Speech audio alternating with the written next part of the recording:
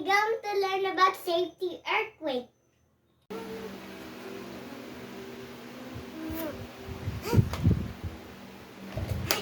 Lindo.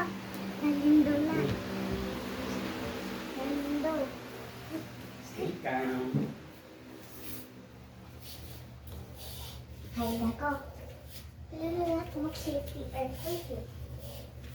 Ano yan, safety earthquake?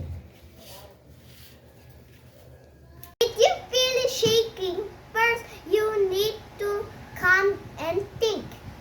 Do not use elevator.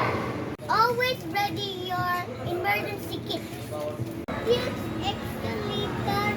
Buy in the mall.